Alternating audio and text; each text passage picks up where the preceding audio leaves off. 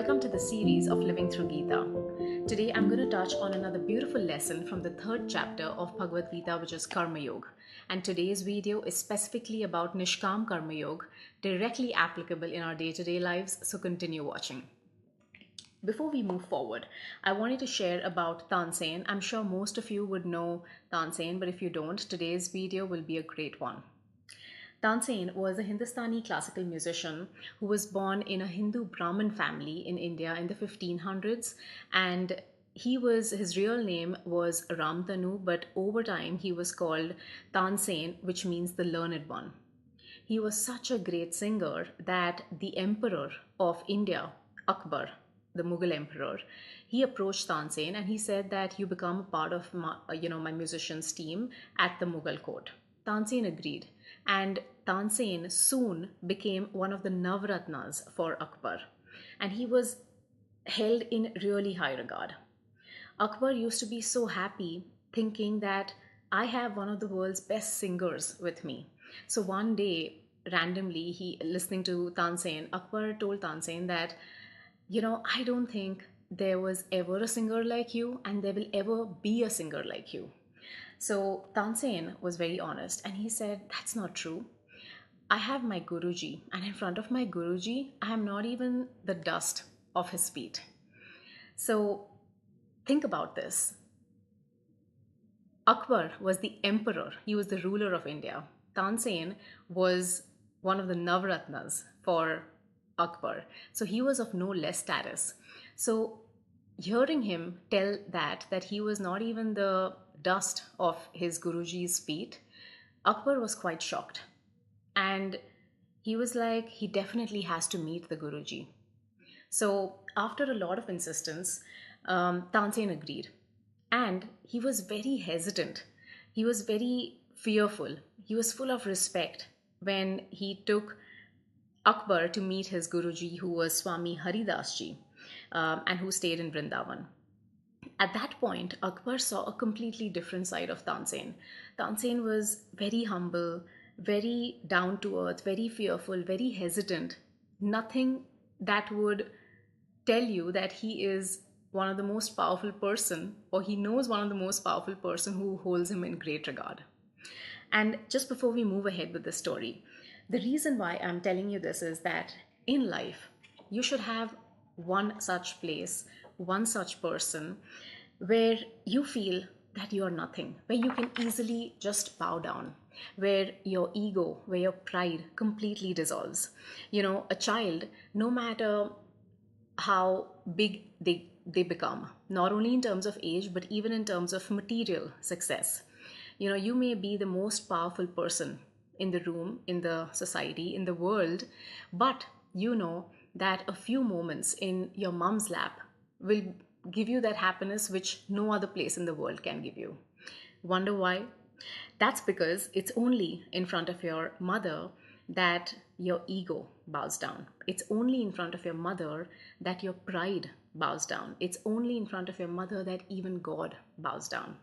So it's very important to have one such relationship, one such person, one such place in your life where you can just remove that burden of ego, of pride, and where you meet true happiness. And if you think about it, all relationships in our life, they teach us something. But the one with your mom, I think it surpasses everything else. And the reason is not only because of your mom's presence, but it's also because it's only then that you actually remove the burden of pride, of ego, that this is who I am, this is how I should look, this is how I should, be presenting myself.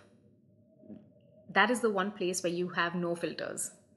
And that is why it's so important to have that one place where you're nothing, where you're nobody.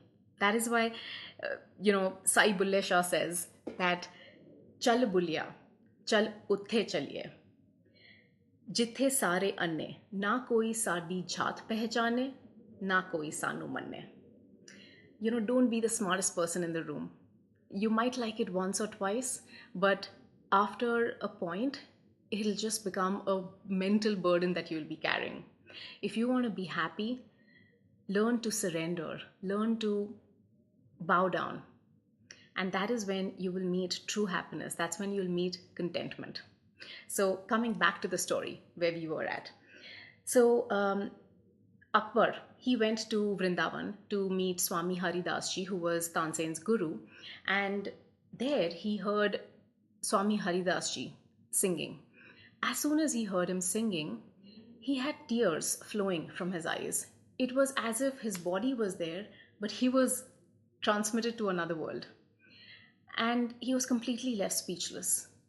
On their way back, and when they reached back home from Vrindavan, Akbar spoke to Tansen and he told him that, Tansen, it was the same song, the same bhajan, the same rag, the same note, but there was something different. Why did I feel divine happiness when listening to Swami Haridas Ji? When you also sing the same, but I have never had tears in my eyes. What I felt today, I have never felt before. So Tansen said, that's very simple, Akbar. Because when I sing to attain something. But when Swami Haridas Ji sings, he sings to give happiness to Krishna, to give happiness to the one above. This exactly, my friends, is true Karma Yoga, true Nishkam Karma Yoga, where you do something without any expectations, where you do your duty, where you do your work, but you do it such that you're not expecting anything in return. You're doing it, giving it your 100%, and you're offering it to the feet of Krishna, to the lotus feet of Krishna. That is why, after these few minutes, and the whole reason for me to share the story was because I thought that it really connected very well with the third chapter of Karma Yoga and of the message that Krishna is trying to give you and me through Arjun in the Tritiya Adhyay. So after today's video, reflect for a few minutes on the karma that you do through your thoughts, through your words, through your actions. Let's say you do 20 things today. Out of those 20, how many did you do with the expectation of getting something back in return, be it at the subtlest form? And how many did you do without expecting anything? Just to be a giver. Giver of love, giver of understanding, giver of happiness, giver of just doing something for the sake of doing your duty, giving it 100%, but surrendering it to the lotus feet of Krishna. Today, try and place that ego aside. Try and place the pride aside. Dissolve the ego, surrender, and then do your karma. And when you give, when you become more humble, remember that if you are the light in someone else's dark days, tell your mind that you're not the candle.